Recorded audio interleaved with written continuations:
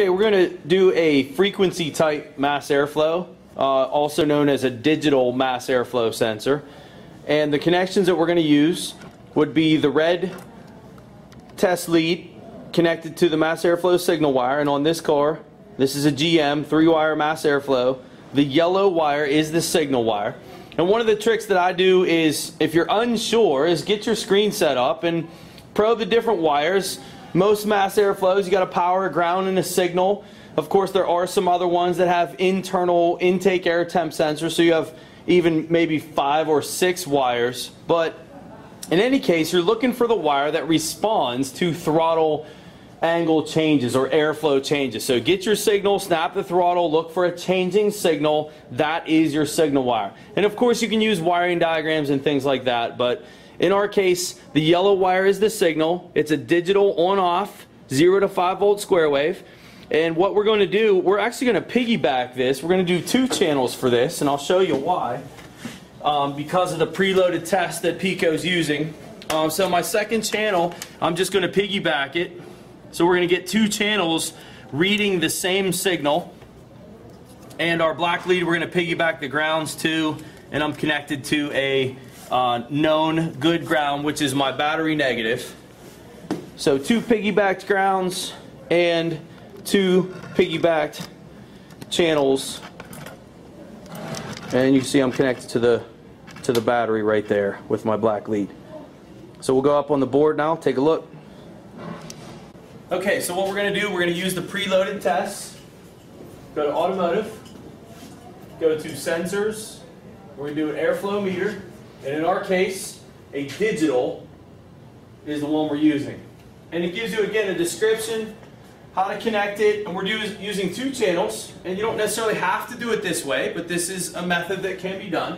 Using 2 channels, we're going to piggyback the grounds, piggyback the signals. And you can see in this picture they're showing that, both the red trace and blue trace using color-coordinated test leads. Those are nice. I got to get some of those.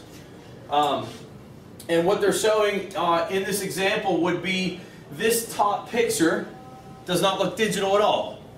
This is a graphed frequency. This is something new the Pico 4000 can do, which is graph a frequency. You see channel A is set up on a frequency, and then channel B, this would be that signal, it's digital waveform. So this would be the conversion of this, how many times per second the signal is repeating itself.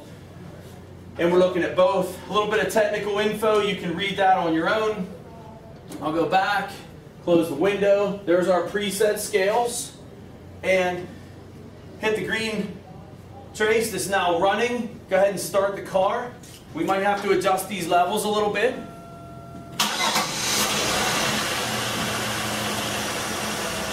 And what the preset is right here, you see our trigger that's set up here, and it's on a repeat. So one of the preset features with this one is they actually have a trigger setting already. You can turn that off if you want to, but what that's going to do, and the reason it's set that way, is our trigger set up here at about 5,000 hertz. And so when we do a snap throttle test, it's going to draw that picture, and right now that frequency is just above 2,000. It will only draw the rest of that when it crosses that threshold. So can I get you to snap the throttle for me on that? And as soon as we hit that 5,000 threshold, it's going to draw the rest of that picture and freeze it on there. And it'll draw the rest of the way, and it should freeze it. Okay, it didn't. On a single shot, it will. If I change this to a single, snap it again, and it'll draw it the rest of the way and freeze the picture. So this would be a graphed frequency of what's going on down here.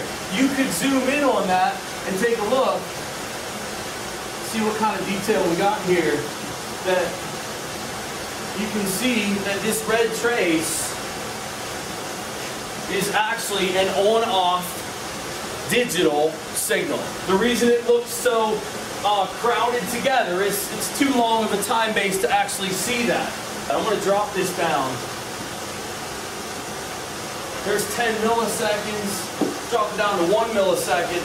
Gives you a little bit better idea of what that's looking like. Can you snap the throttle for me? You see our frequency line increase You see these square waves get tighter. I'm going to take that down even more, 200 microseconds. Set a trigger up on channel. I'm going to trigger actually on B this time. So I'm triggered off channel B to make that on-off digital signal kind of sit still so you can see it. Got it snap the throttle. You see them getting tighter. That's what happens. Frequency's increasing, and it's very difficult to see peak frequency on this kind of scale. And that's why this blue trace is so nice to have it, that frequency graphed for you and plotted on a graph is wonderful. So I'm going to get back off of that. I'm going to go back to channel A. I'm going to trigger on A. And we're going to take our time base and go back to 500 milliseconds per division. Really channel B for the rest of this, I don't really need it.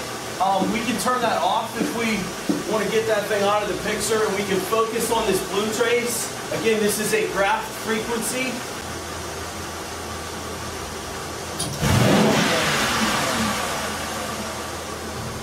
This car's got a rev limiter. That's what that is. So that initial spike is important to me.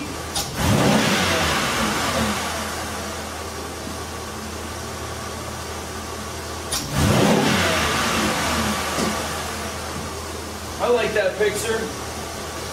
Go back and look at that one. And judging other GMs, this mass airflow is a little bit dirty. We should be hitting about 8,500 hertz on this. And cleaning this mass airflow probably wouldn't be a bad idea. Alright, so I pulled this mass airflow out of the vehicle, and I'm going to show how to clean this design. I haven't been able to show that yet, and I have the opportunity, so why not? First thing is, you see the screen on the front. This is a honeycomb type screen. And one of the things about these honeycomb type screens is you don't want to touch it. You don't want to bend it. You don't want to take it out. We don't want to damage it. It ensures proper airflow measurements. It straightens the air out and ensures that every column of air is the same flow rate. So it kind of eliminates that Venturi effect that you're going to have when air passes through a narrow area. Don't touch the screen. So when you clean these, we want to go from the back side. I'll show you the back side of it and show you the 3 resistors that are on this one, and you can see them. And you got one here, you got one here, and one there. And what we want to do is we want to clean all 3 of those. One of them is the hot wire, and I'm not exactly sure which one it is. I never really worried too much about it. I just clean all 3. And the way that you tell when they're dirty is you look at the back side of them and you compare that to what the front side of them looks like, and this is the side that gets dirty. And there's no way I'm going to pick that up on my camera here to show you how black these front ones are. I mean, I've seen them a lot worse, but all right. So here's what I'm going to do. I'm not worried again about the screen. You can clean the screen off if you want to. One of the things I don't want is I don't want this brake clean getting up into this electrical area up here. So I always hold it with that at the top. And what I'm going to do is I'm going to spray right where those 3 resistors are. And again, you can clean the honeycomb if you want to. That's really not important. Like, that's going to get dirty anyway. It's the hot wire that you want to get clean. So I got it sprayed. And the next thing I do is I spray my brush. And I get some stuff on my brush. Then I take it, again, from the back side, and I'm going to take that brush, and I'm going to wipe these contaminants off of here, being very gentle.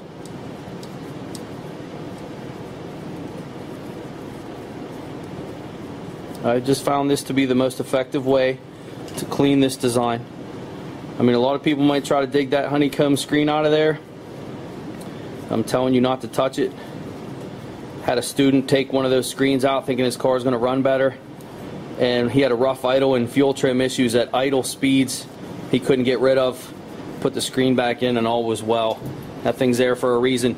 If it's a screen like on your screen door, those are just for debris. They're not air straighteners like the honeycomb style. So now that I brushed it, spray it one more time.